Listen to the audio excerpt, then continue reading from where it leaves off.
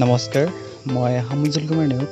আজি আলোচনা কৰিম একাদশ শ্ৰেণীৰ সাহিত্য সৌৰভৰ দ্বিতীয় অধ্যায় অসমত মহাত্মা গান্ধীৰ পোনপ্ৰথম পদাৰ্পণ ইয়াৰ প্ৰশ্নৰ উত্তৰসমূহৰ বিষয়ে আলোচনা কৰিম।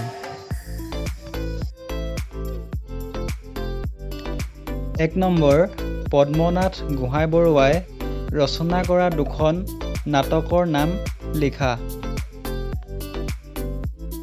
উত্তৰ: পদ্মনাথ গোহাঁইবৰুৱাই ৰচনা কৰা দুখন নাটকৰ নাম হ'ল ১ নম্বৰ গাঁওবুঢ়া, ২ নম্বৰ তেতোন তামুলী। ২ নম্বৰ, পদ্মনাথ গোহাঁইবৰুৱাই সম্পাদনা কৰা তিনিখন আলোচনীৰ নাম লিখা।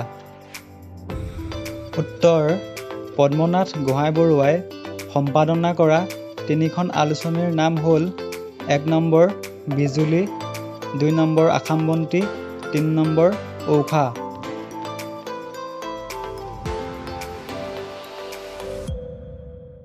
৩ নম্বৰ, পদ্মনাথ গোহাঁইবৰুৱাই ৰচনা কৰা তিনিখন গ্ৰন্থৰ নাম লিখা। উত্তৰ: পদ্মনাথ গোহাঁইবৰুৱাই ৰচনা কৰা তিনিখন গ্ৰন্থৰ নাম হ'ল ১ নম্বৰ শ্ৰীকৃষ্ণ, ২ নম্বৰ ভানুমতী, ৩ নম্বৰ লহৰী। ৪ নম্বৰ, মহাত্মা গান্ধীয়ে ভাৰতৰ গভৰ্ণৰ জেনেৰেলক কি বুলি সম্বোধন কৰি চিঠি লিখিছিল? উত্তৰ: মহাত্মা গান্ধীয়ে ভাৰতৰ গভৰ্ণৰ জেনেৰেলক ডিয়েৰ ছাৰ বুলি সম্বোধন কৰি চিঠি লিখিছিল।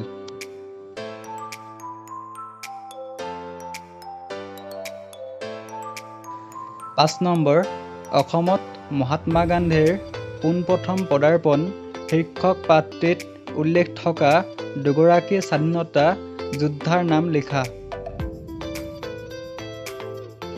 উত্তৰ: অসমত মহাত্মা গান্ধীৰ পোনপ্ৰথম পদাৰ্পণ শীৰ্ষক পাঠটিত উল্লেখ থকা দুগৰাকী স্বাধীনতা যোদ্ধাৰ নাম হ'ল ১ নম্বৰ তৰুণৰাম ফুকন, ২ নম্বৰ পদ্মনাথ গোহাঁইবৰুৱা।